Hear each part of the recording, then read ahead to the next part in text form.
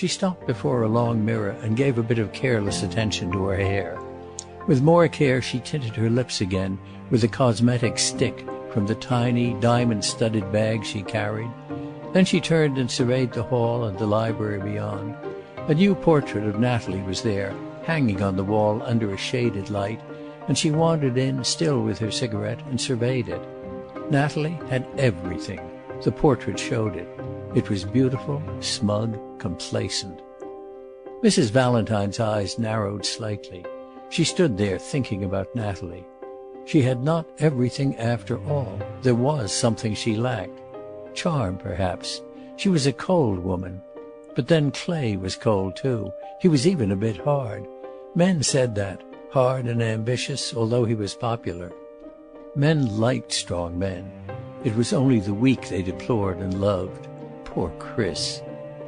She lounged into the drawing-room, smiling her slow, cool smile. In the big, uncarpeted alcove, where stood Natalie's great painted piano, Marion Hayden was playing softly, carefully posed for the entrance of the men. Natalie was sitting with her hands folded in the exact center of a peacock blue divan. The others were knitting. "Very pretty effect, Toots," Audrey called, and Miss Hayden gave her the unashamed smile of one woman of the world to another. Audrey had a malicious impulse. She sat down beside Natalie, and against the blue divan her green gown shrieked a discord. She was vastly amused when Natalie found an excuse and moved away to dispose herself carefully in a tall, old gold chair which framed her like a picture. "We were talking of men, my dear," said Mrs. Haverford, placidly knitting. "Of course," said Audrey flippantly. "Of what it is that they want more than anything else in the world." "Children, sons," put in Mrs. Mackenzie. She was a robust, big woman with kindly eyes, and she was childless. "Women," called Toots Hayden. She was still posed, but she had stopped playing. Mrs. Haverford's eyes rested on her a moment, disapprovingly. "What do you say, Natalie?" Audrey asked. "I hadn't thought about it. Money, probably." "You are all wrong," said Audrey, and lighted a fresh cigarette. "They want different things at different ages. That's why marriage is such a rotten failure. First they want women. Any woman will do, really. So they marry, any woman.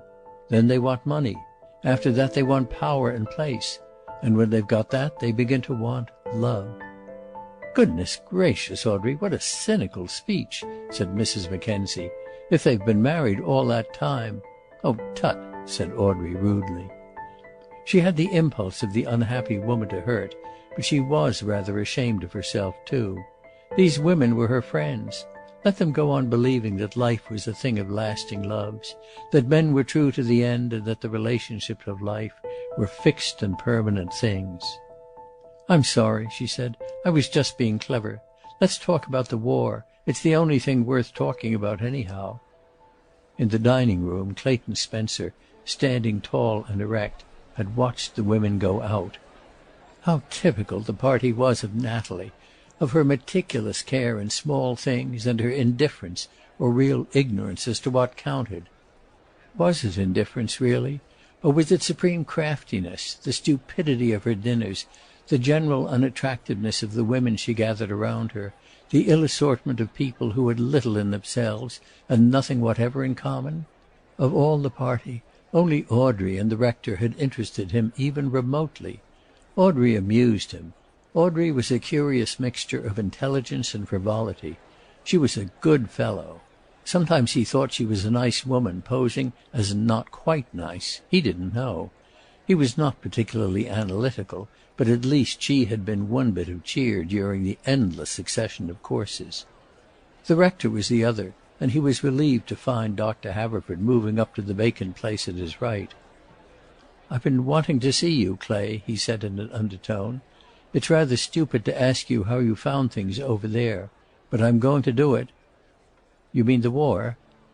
"There's nothing else in the world, is there?" "One wouldn't have thought so from the conversation here tonight." Clayton Spencer glanced about the table. Rodney Page, the architect, was telling a story clearly not for the ears of the clergy.